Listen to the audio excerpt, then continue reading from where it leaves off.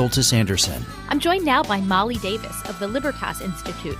She's an expert on police reform, criminal justice reform, and more. And so we're so excited to have her here to talk a little bit about the movement that's been sweeping across the country over the last few weeks to rethink policing and to try to reform or enact reforms to prevent things like what happened to George Floyd in Minneapolis. Molly, I'm so grateful that you've joined me today. And I want to start off by asking a pretty broad question, which is this is not the first time that police reform has been a big issue in the news.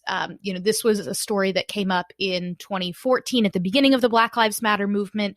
It's sort of been an issue where progressives and libertarians have often had sort of common cause, but this time does feel different. You're even seeing Republicans on the Hill, sort of led by South Carolina Senator Tim Scott, saying we want to take action on the issue this time.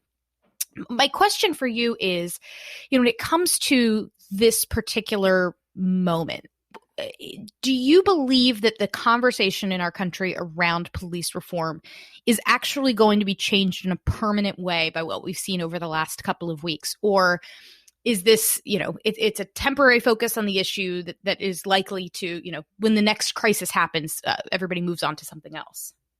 That's a great question and something we're all waiting to see. But I predict that this is going to create serious change. I mean, we've not only seen legislation at the congressional level, but also in states and even in city councils. They've already been moving to pass legislation in response to some of the deaths that we've seen in the past few months this year. So, and I know that there's already talk here in Utah, especially of legislation being passed for this next session. I don't think that's going away, even though a lot of next sessions don't start until January 2021. So this, I think, raises an interesting question, which is, a lot of police departments, this is run at the local level. You've got counties, you've got cities that are in charge of their police departments.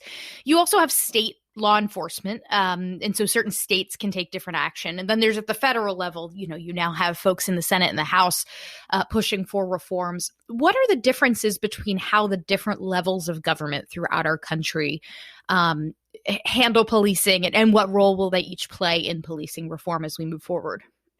Yeah, and a lot of people are looking, I think, to the president, to the federal government for some federal change. But you make a really good point, and a lot of it is going to depend on what states and local governments do. Of course, local governments can take action to, legislate different things on the local level for their individual police departments. But I think the reforms really should be focusing right now on state level legislation, because the state has the power to enact reforms and different regulations and requirements based on all the police departments that are funded in some way by taxpayer dollars coming from the state residents. And so I think that most of the good change we're going to be seeing over the next year or so is going to have to come from state legislatures. And as you said, Republicans are interested in this area just as much as Democrats are in bringing meaningful change. When it comes to reforms, a big question that a lot of folks have asked coming out of the tragic death of George Floyd and Breonna Taylor, and you had so many of these instances pop up, is the debate over whether this is it a few bad apples? Are these isolated incidents, which in some ways makes it, I think, a little harder to do anything about, because there will always be bad apples in any industry, et cetera? Or are there real systemic problems that can be addressed through policies? I'm assuming your take on this is that there are systemic issues that can be addressed through policy. But, if somebody comes to you and says, look, this is just bad apples, we don't need to rethink policing in America, we don't need a bunch of new policies, what's your response to that? I would say we can't have bad apples in policing. When we're giving, we're trusting an individual with a badge and a gun to be enforcers of the law, the standard has to be much higher. And that only comes, I think, with good policy change. If we actually want to weed out the bad apples, or if it is systematic, I think either way, it is going to be policy change to have higher standards of accountability, higher standards of training and transparency and everything the police does. And so, I mean, the president, he was right on track with talking in his executive order about keeping a national database that tracks police misconduct that can follow a police officer from one department to the next.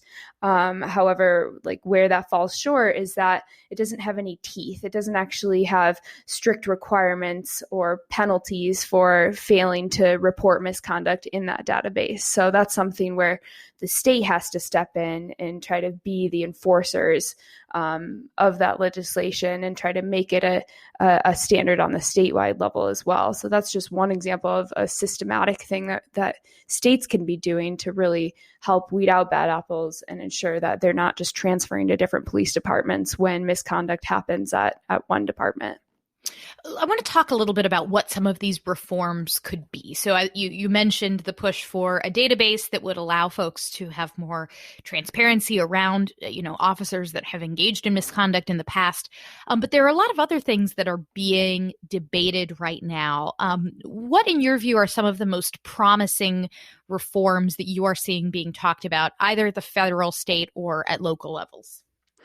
One of the things that I think is really promising is a ban on forcible entry with no-knock warrants. So this is something that was used in the case of Breonna Taylor. Police burst into her house without announcing their presence, or they didn't have to under the current warrant. Whether they did or not is being debated.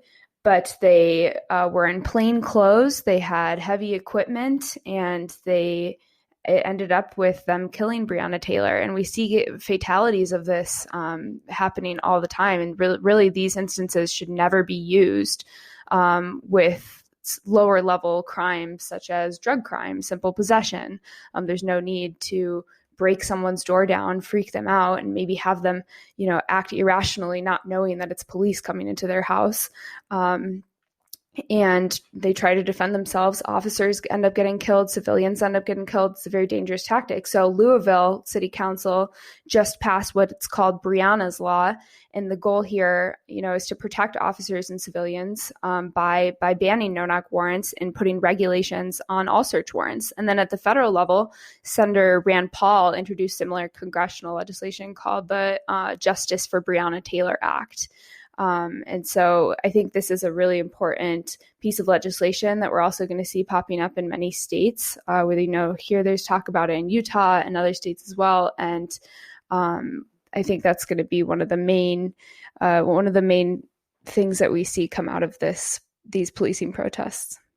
Another big issue that I've heard a lot about, but would love a little explainer on, is the issue of qualified immunity, which is something that had been debated a little bit early on in this process. And ultimately, I think it was Republicans at the federal level sort of said, no, they didn't really want to touch addressing qualified immunity as a reform. The Supreme Court this week also sort of dismissed cases that would have had Supreme Court review of qualified immunity. If you wouldn't mind explaining to my listeners a little bit about what that means, and what changes could result, even if at the federal level the Supreme Court and Congress have decided not to take it up. Yeah, qualified immunity is a legal doctrine created out of thin air, by the Supreme Court. It never had congressional review or anything within Congress.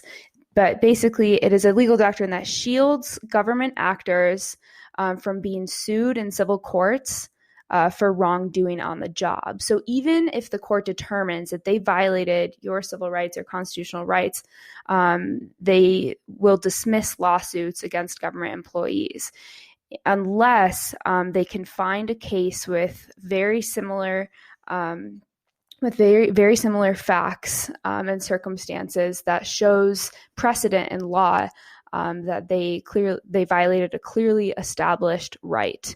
And so what this means, so in the case of George Floyd, for an example, if the family of George Floyd wanted to sue the officers who killed him, they would have to find another case that has already been established in the courts that says, or that had an officer kneeling on an individual who is handcuffed that led to their death. So obviously this is a very heightened standard that's pretty impossible to meet.